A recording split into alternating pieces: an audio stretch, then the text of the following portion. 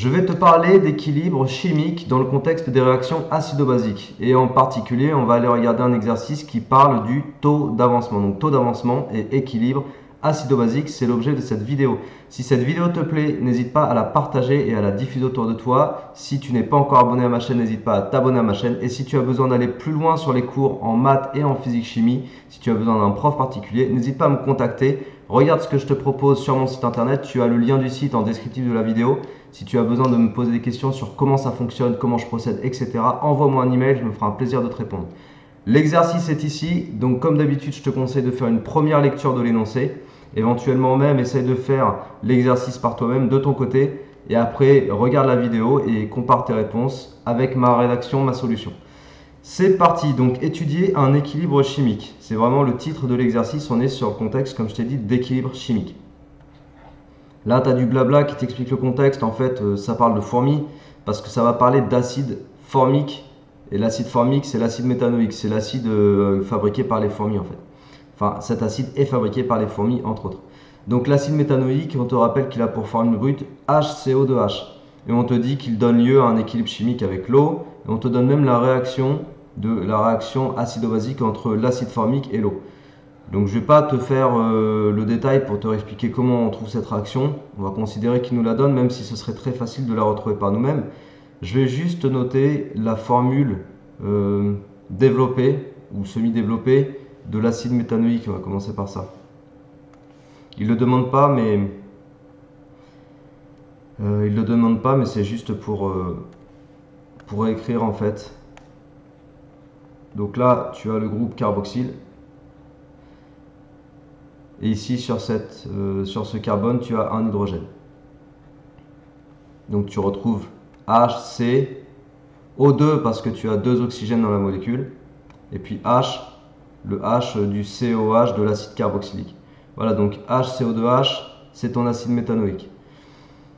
Alors, on te dit quoi d'autre? On te dit que le pH d'une solution d'acide formique de volume 50 ml de concentration 1,10-3 mol par litre vaut 3,5. Donc on nous donne la valeur du pH.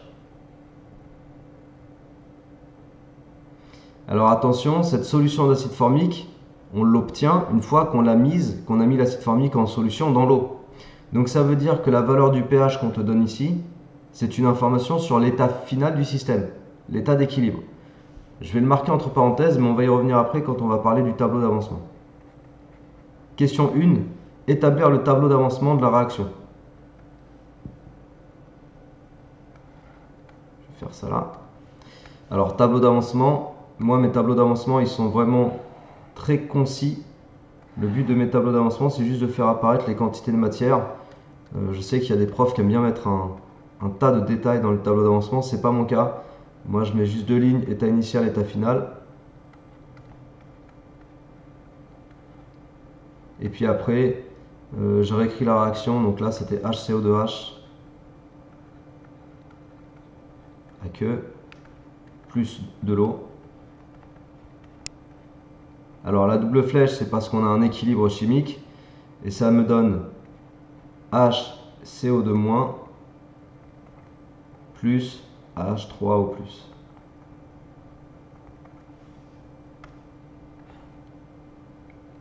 Donc c'est un exercice qui tourne essentiellement, je le répète encore une fois, autour d'une réaction acido-basique. Donc ça permet de travailler le principe de l'équilibre chimique et du taux d'avancement d'une réaction, puisque c'est ça en fait dont il va être question, mais en même temps de s'appuyer sur un contexte que tu es censé aussi maîtriser, à savoir le contexte des réactions acido-basiques.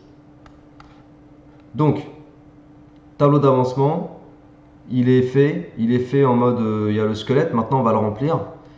Vu qu'on est en solution aqueuse, l'eau représente le solvant, et donc je ne m'intéresse pas à ces quantités de matière. Tes produits, tu n'en as pas au départ, donc on va noter 0 pour l'état initial. Et la quantité de HCO2H, je vais la noter N0, N initial, et elle est égale à C fois V.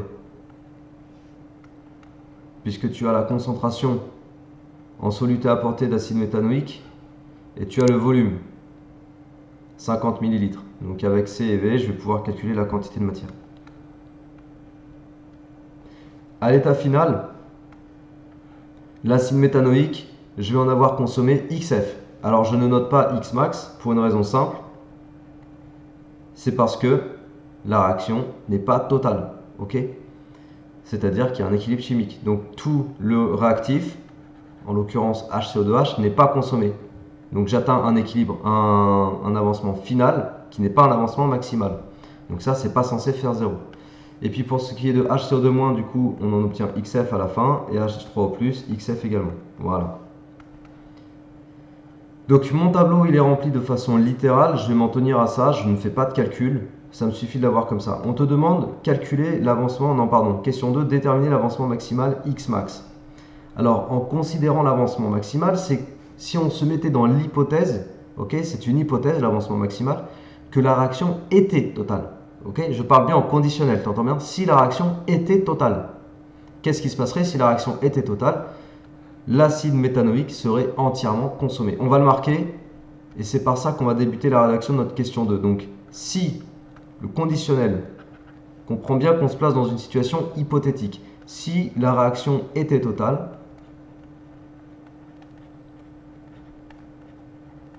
alors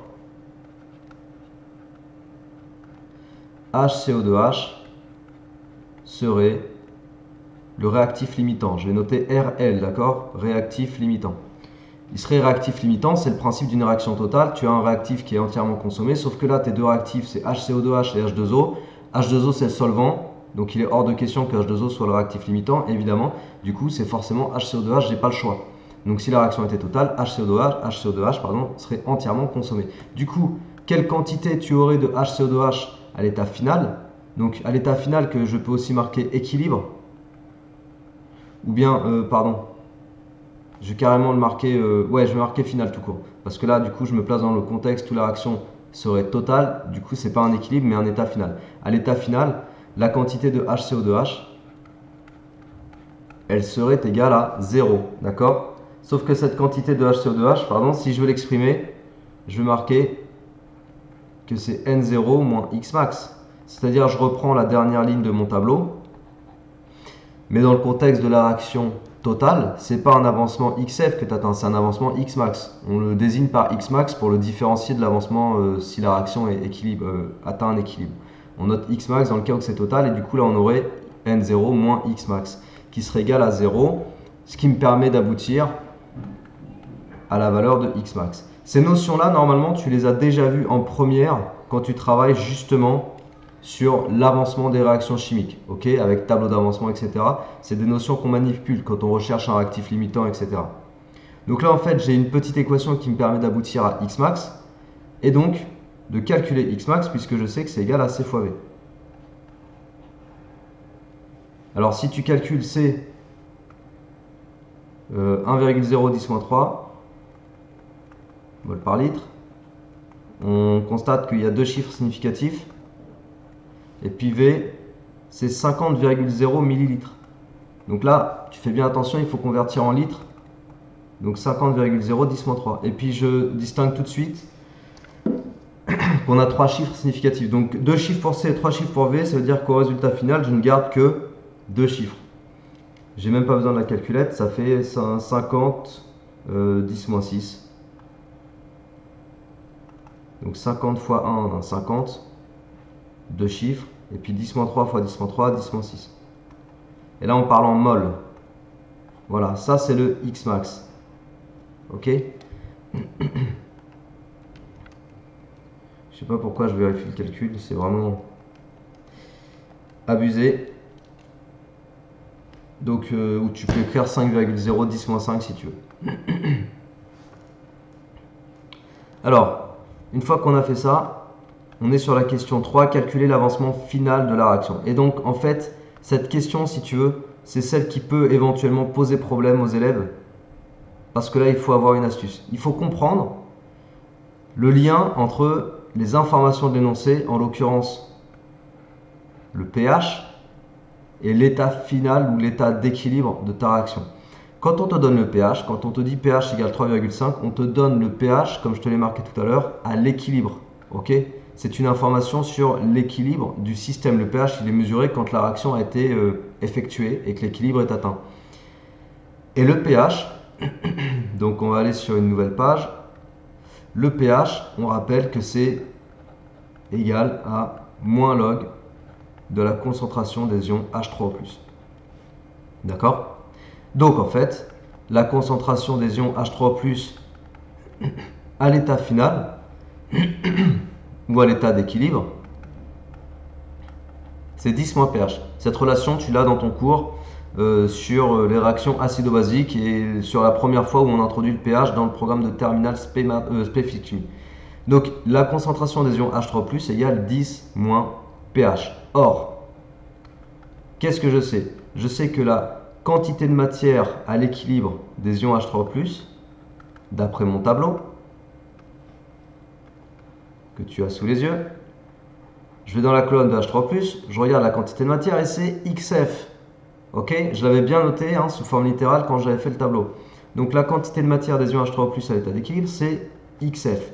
Donc, la concentration des ions H3+ à l'état d'équilibre, c'est XF, la quantité de matière divisée par V, le volume. Quantité de matière sur volume, c'est une concentration. Formule que tu dois normalement connaître et maîtriser. Donc je sais que la concentration des ions H3+ à l'équilibre, c'est XF sur V, et je sais que la concentration de H3+ à l'équilibre, c'est 10 moins pH. Je conclus quoi? Je conclus que XF sur V égale 10 moins pH. Autrement dit, que XF, c'est V fois 10 moins pH. D'accord? Voilà. J'ai même pas besoin de faire le calcul parce que moi, ce qui m'intéresse, c'est d'aller vite fait faire la question 4, comparer XF et Xmax, conclure. Même si on me demande de calculer, ça ne m'intéresse pas de vraiment le calculer. Moi, ce que je vais vouloir faire, c'est calculer XF et Xmax. Et en fait, comparer, pardon. Pour comparer XF et Xmax, c'est là qu'on utilise la notion de taux d'avancement d'une réaction. Je te rappelle que le taux d'avancement, c'est le rapport entre l'avancement final et l'avancement maximal, et qu'il te permet justement de faire la comparaison entre les deux avancements pour savoir si ta réaction, où est-ce qu'elle en est par rapport à une réaction totale, si tu es plus ou moins avancé par rapport à une réaction totale. Donc en fait, notre taux d'avancement, XF, j'ai dit que c'était volume fois 10 moins pH, on vient de le mettre en évidence ici, ok, c'est encadré en rouge, et ensuite Xmax, on a dit que c'était C fois V, d'accord? Donc Xmax égale C fois V, et je remplace, ou V fois C. Du coup, qu'est-ce qu'on fait? On simplifie par le volume, et qu'est-ce qu'il nous reste? Il nous reste 10 moins pH sur C. Tu vois, je n'ai même pas besoin de mes calculs intermédiaires, parce que pH et C, c'est des choses qu'on nous donne dans l'énoncé. Donc 10 moins 3,5 sur, et C, c'était 1,0 fois 10 puissance moins 3. Allez, on prend la calculette, on fait ça. Fais-le de ton côté, comme ça tu manipules aussi la puissance de 10, là 10 moins pH. 10 moins 3,5 sur 1, 10 moins 3. Et ça nous donne environ 0,32. C'est sans unité. D'accord? Le taux d'avancement, il est sans unité. Si tu passes ce taux d'avancement en pourcentage,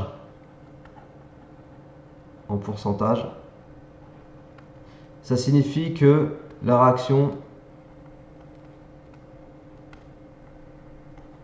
ou le taux d'avancement plutôt est de 32%. C'est-à-dire que par rapport à l'avancement maximal, le vrai avancement de ta réaction au moment où elle s'arrête à l'état d'équilibre, il est de 32% de l'avancement maximal. C'est-à-dire que c'est pas énorme, tu vois. En gros, c'est pas une réaction très avancée. Voilà. Le taux d'avancement est de 32%. Si on représentait ça sur une jauge, tu sais, une jauge qui se remplirait au fur et à mesure. Imagine que si on avait une jauge qui se remplissait au fur et à mesure entre le début et puis la fin de la réaction. Donc ta jauge elle se remplit au fur et à mesure que la réaction s'effectue. Voilà. Elle s'arrêterait là à 32% au moment où la réaction atteint son équilibre. Ça veut dire qu'en fait, tu as tout ça qui ne s'est pas effectué dans la réaction parce que la réaction atteint son équilibre au moment où l'avancement il est de 32%. Voilà, c'est un peu l'idée de cet exercice. Alors pour la dernière question, calculer les quantités de matière, je vais juste te mettre Non, on va l'indiquer à l'oral parce que ça, c'est vraiment ultra simple. Les quantités de matière à l'état d'équilibre final, on les a ici. Pour ce qui est de HCO2- et de H3O+, la quantité de matière, c'est XF dans les deux cas. Et pour ce qui est de HCO2H, donc l'acide méthanoïque, si tu veux la quantité de matière finale, il faut que tu fasses la quantité initiale moins XF. XF que tu as calculé ou pas, on ne l'a pas calculé XF, j'ai juste marqué sa formule littérale, voilà. Il aurait fallu le calculer ici, mais comme je ne l'ai pas calculé.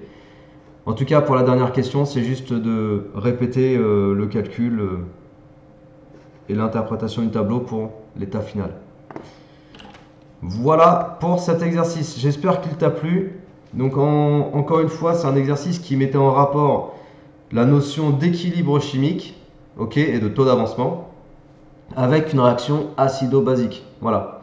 Et on n'est pas revenu sur le détail de l'équation acido-basique, mais ça on aurait pu le retrouver par nous-mêmes.